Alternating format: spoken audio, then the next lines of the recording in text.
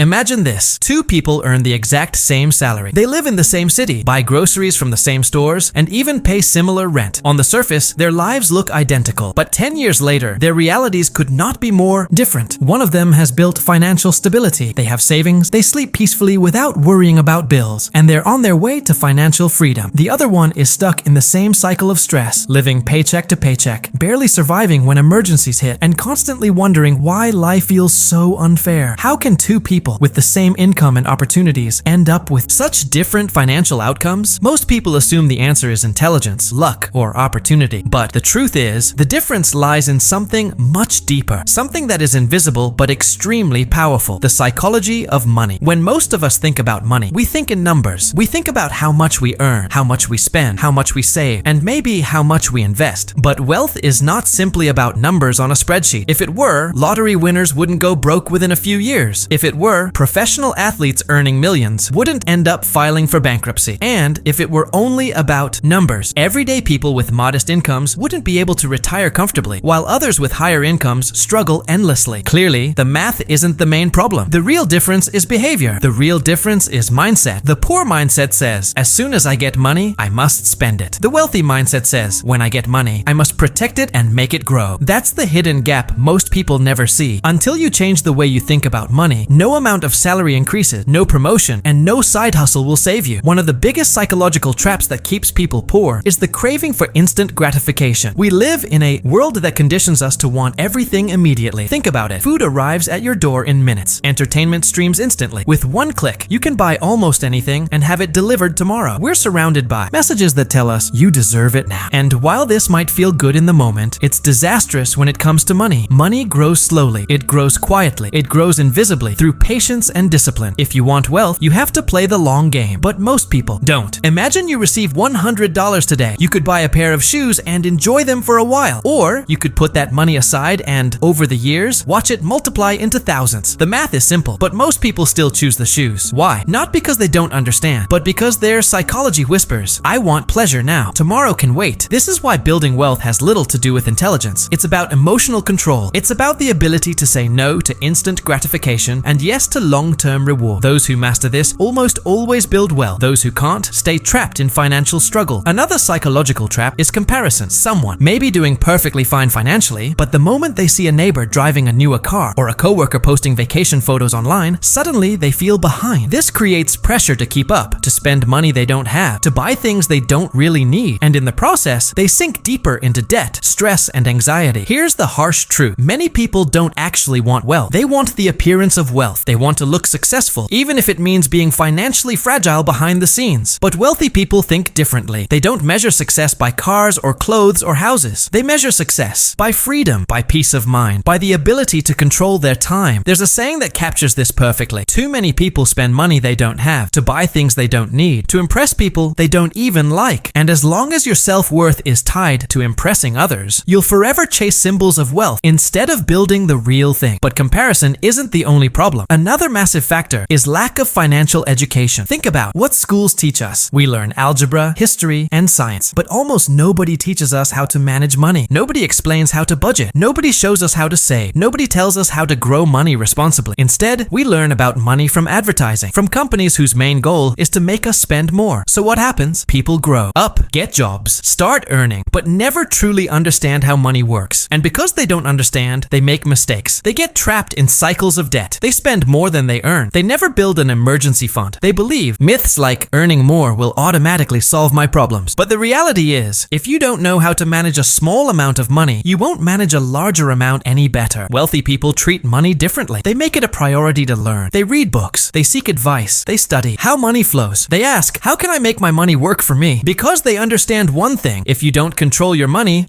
will control you. Knowledge is the first step to freedom. Fear is another hidden force that holds people back financially. Many people stay stuck in jobs they dislike, never exploring new opportunity, never developing additional income streams, not because they can't, but because they're afraid. Afraid of failure, afraid of uncertainty, afraid of stepping out of their comfort zone. And yet, that comfort zone becomes a prison. Small luxuries, like dining out often, upgrading gadgets, and indulging in trends, create a comfortable lifestyle today. But they also prevent people from making the sacrifices that lead to long-term wealth. Wealthy people understand that temporary discomfort leads to future freedom. Poor people people, on the other hand, choose comfort today and end up with discomfort tomorrow. There's also a huge difference in how people view time. Poor people think in days and weeks. Their focus is, when is my next paycheck? How will I cover this month's bills? Wealthy people think in years and decades. They ask, what will my life look like in 10 years if I make the right choices today? That long-term perspective changes everything. It encourages patience with growth. It discourages destructive habits. And it forces a focus on security and freedom instead of short-term pleasure. Here's the reality. Wealth is not exciting. It doesn't happen overnight. It's built slowly, steadily, and quiet. There are no fireworks, no big dramatic moments, just small, disciplined actions, repeated consistently over time. Most people stay poor because they want excitement. They want fast results. They want to feel progress immediately. But the ones who win in the end are those who accept the boring, steady process. So why do most people stay poor? Because they chase instant gratification instead of long-term rewards. Because they compare themselves to others instead of focusing on their own growth. Because they lack financial education and let money control them. Because they let fear and comfort dictate their choices. And because they think short-term when wealth is built long-term. The psychology of money is simple to understand, but not easy to apply. It requires discipline, patience, and a shift in mindset. But here's the good news. You can change it, starting right now. Every financial decision you make is not just about dollars. It's about training your mind. Every time you save instead of spend, every time you choose patience over impulse, every time you prioritize your future over your present, you're rewiring your psychology. True wealth is not built in your bank account first. It's built in your mind. And once your mindset changes, your financial life will follow. The next time you get paid, pause before spending. Ask yourself, am I feeding instant gratification or am I feeding my future? The next time you feel the urge to compare yourself with someone else, ask, am I chasing symbols of wealth or am I building true wealth? The next time fear tempts you to stay in your comfort zone, ask, am I choosing ease today or freedom tomorrow? These questions matter. They matter more than how much you earn, more than where you work, and more than what you own today. Because the answers to these questions shape your future far more than the size of your paycheck ever could. Wealth begins with awareness. It grows with discipline, and it lasts with patience. Most people will ignore these truths. They'll continue to chase comfort, chase appearances, and stay trapped in cycles of stress. But a few will listen, reflect, and change. A few will shift their psychology, and with it, their financial destiny. The choice is yours. Do you want to live only for today or build for tomorrow? Do you want to impress others or free yourself? Do you want to stay trapped by the psychology of poverty or embrace the psychology of wealth? At the end of the day, the difference between rich and poor doesn't start in the wallet, it starts in the mind.